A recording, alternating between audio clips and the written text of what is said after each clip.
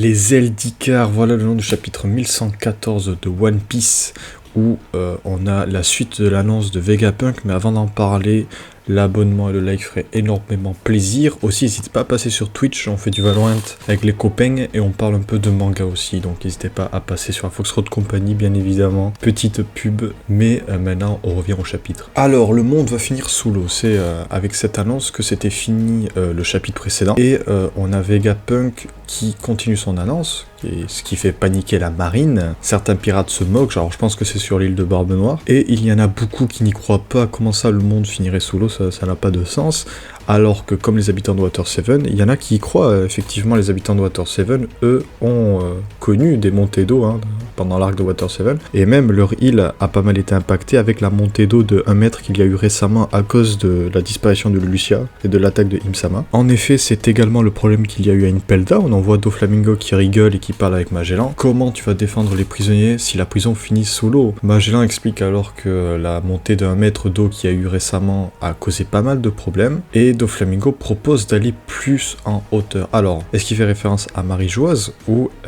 aux îles Célestes? Parce qu'en effet, nous on sait qu'il y a une île céleste du moins, peut-être qu'il y aurait plusieurs îles célestes, voire même, peut-être que depuis le début, en fait, toutes les îles étaient des îles célestes à la base, des îles célestes qui sont tombées, parce qu'effectivement, pendant l'annonce de Vegapunk, les dragons célestes, certains semblent être au courant de ce qui s'est passé au siècle oublié, vu qu'ils lui disent de se taire, d'arrêter de propager sa parole. Alors, est-ce qu'ils lui disent de se taire parce qu'ils ont peur qu'il y ait des émeutes ou autre, et qu'ils perdent leur statut de dragon céleste, ou est-ce qu'ils lui disent de se taire parce qu'ils savent quelque chose? Mais bref, on va y revenir plus tard. On revient à Egghead et on voit que Robin, Brook, Chopper et les autres, désolé si j'en oublie, se défendent de Saturne, pendant que Vegapunk entre dans le vif du sujet et commence à énumérer ses 2 grands péchés. Le premier est d'avoir été aveuglé par la quête d'une source d'énergie infinie et sa quête naïve de paix, il le dit lui-même, de paix et de prospérité. J'ai fini par voler trop près du soleil, voilà, d'où le titre Icare. Oui, il nous fait comprendre que son intelligence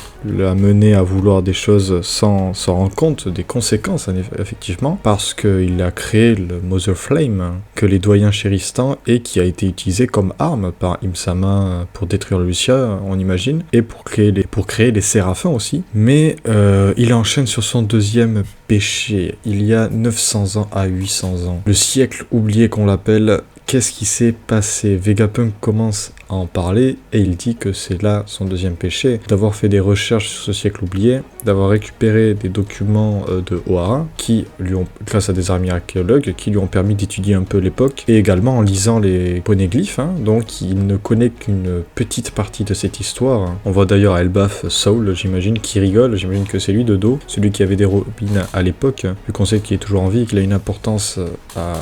Vegapunk nous explique alors qu'il ne sait qu'une petite partie de cette époque, mais cette histoire qui va nous conter a un protagoniste, et celui-ci, comme Nika, le dieu du soleil des légendes d'Elbaf, il est élastique. En effet, cette histoire est celle de Joy Boy, le premier homme à avoir pris la mer, et également le premier pirate. Et c'est sur cette annonce que se finit le chapitre, avec une annonce d'une pause la semaine prochaine. C'est terrible, c'est très triste, mais très curieux de savoir, parce qu'on sait que le rêve de Robin, c'est de savoir ce qui s'est passé au siècle oublié. Alors moi je me suis dit, vas-y, elle va réaliser, ça va être la première à réaliser son rêve, mais un ami m'a rappelé que effectivement Vegapunk ne connaît qu'une certaine partie de cette époque, donc ce serait plutôt une mise en abîme des rêves de chacun, parce qu'effectivement le rêve de Robin commence à avancer, tout comme le rêve des autres membres de l'équipage va commencer à avancer avec ces derniers chapitres. Et donc Oda nous fait mettre un pied final dans One Piece, tout simplement. Donc on arrive à la fin. En plus, le Jump a annoncé que le prochain arc serait Elbaf, apparemment en novembre, de ce qu'on m'a dit.